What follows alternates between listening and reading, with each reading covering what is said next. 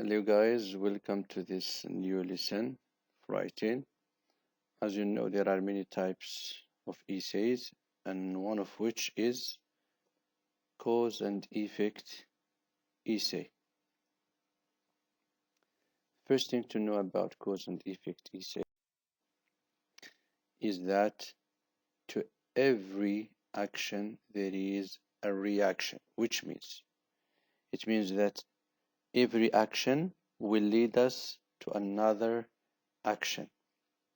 To each cause there is an effect. To fully understand the causes and the effects of a topic, we usually ask two questions.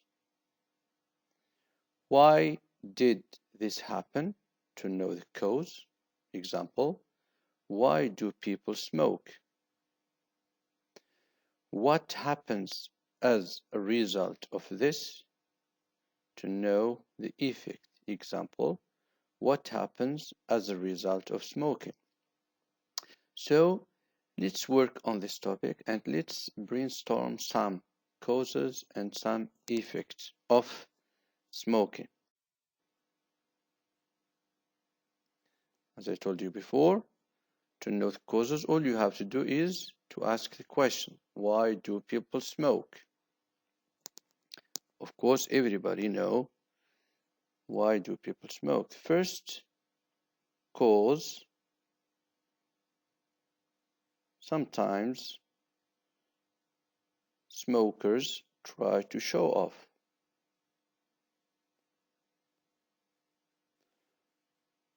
They say that cigarette helps us to relax. Or maybe because all our friends do, so why not me? Sometimes it gives us a sense of manhood to feel that we are grown up or we are adults.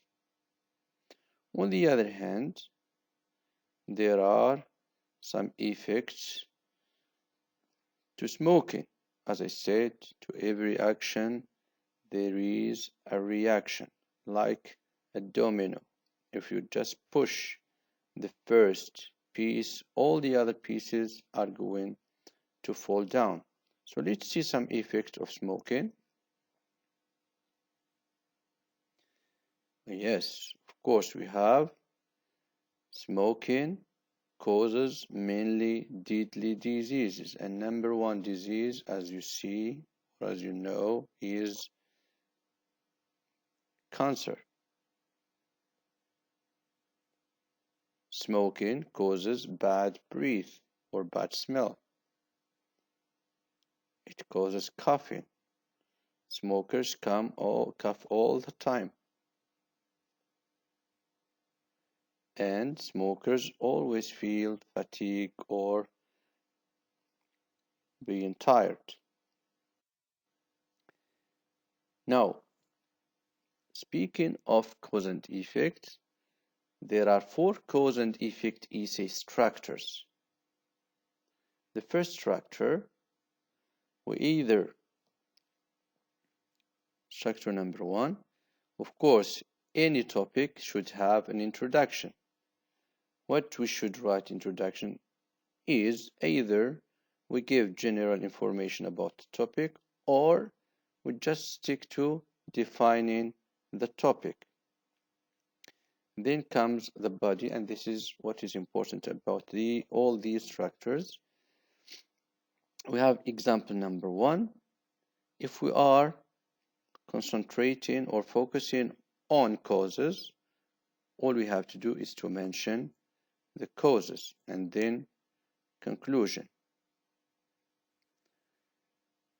In structure number two, again we have introduction and the body, and we have effects, of course, if we are focusing on effects. In this case, all we have to do is to mention just the effects and then conclusion. The third structure, we have introduction.